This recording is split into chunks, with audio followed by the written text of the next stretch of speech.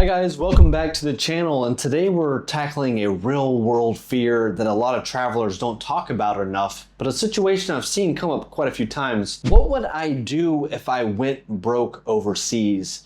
And this kind of inspired me because actually when I was in Medellín, Colombia last time, I ran into a guy who had completely ran out of money and he was scrambling to figure out something to do. So we did some research and we realized that actually the US Embassy, if you're an American citizen, can actually help get you back to the United States. But it comes with a few catches. For one, they are going to give you a flight and they will confiscate your passport when you get back to the US. And you cannot get your passport back until you pay back for that flight. It's basically like a mini loan. And you can't get your passport back until you've fully paid back that mini loan. But the point there is we don't ever want to be that guy, right? So today I'm going to lay out exactly what I'd do if I ever found myself in that type of situation. The absolute basics of day one. First, I probably would contact my embassy if I was truly stranded as a last resort. But let's talk about some real, actually practical examples that might work. And some people say, well, just go find quick local work. And honestly, I'm a little bit skeptical of that because if you don't speak the local language fluently and you're not legally allowed to work, then good luck landing a real job. But I did know of a guy who got pretty tight on money and landed a local job washing motorbikes. Yep, he was working just like a local and he was making local money, $10 a day.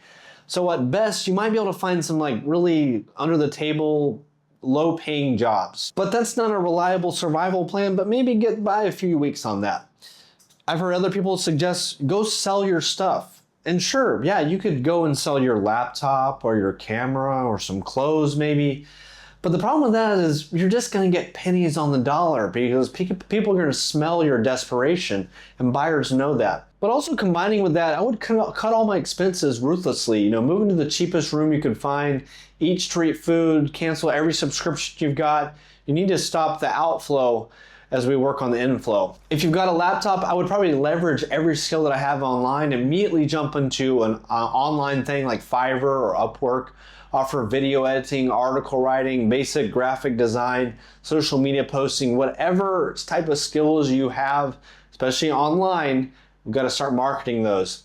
And that's why building skills like, that's why I say, if you create a blog or a YouTube, it not only could that become something, but just in the process of learning how to do those things, you're going to get the skills necessary where you could freelance later on online and help other content creators. But the next move I would seriously strongly consider is getting a TEFL certification, teaching English as a foreign language. This is another one that I saw a guy who went nearly dead broke. He was down to his last month or two in the Philippines. He was thinking about having to go back to the US. He was distraught. And he got online real quick and somehow got a TEFL expedited. And next thing you know, within about a month or two, he was teaching English online to these kids or adults out in Japan and China, Chinese businessmen and Japanese college students. It wasn't big money, but it was enough money to survive, about $8 or $10 an hour. He was putting in the time and the work, but he was definitely able to make it. And if you're a native English speaker, getting certified to teach English online can be a real path out. And I actually made a full video about that, the TEFL degree being the quickest way to make yourself employable internationally. Highly recommend you check out that video. So I do think getting a TEFL would be your best option, but you need at minimum a month, more likely 2 or 3 months in order to get the certificate and then land a job. So can you buy yourself that much time? But if you do want the hard truth, you guys want to hear the real talk, if you run out of money overseas, I think the smartest move is to go home, reset, rebuild, relaunch again, but this time do it stronger, smarter, and with more of a real runway this time. And I remember, that guy back in Medellín saying, but I don't want to go back home. And I said, no shit, brother, none of us want to go home, but I think that's probably the best move for you.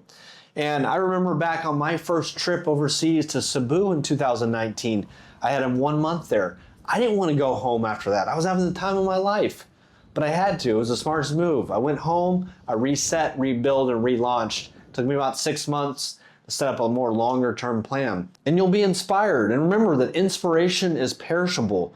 Inspiration doesn't last forever, so take advantage of it when you got it. Go home, grind, build some skills, stack some cash, and come back ready. And that's how you win the long game, not by clinging to survival mode forever. You want to thrive, not just survive.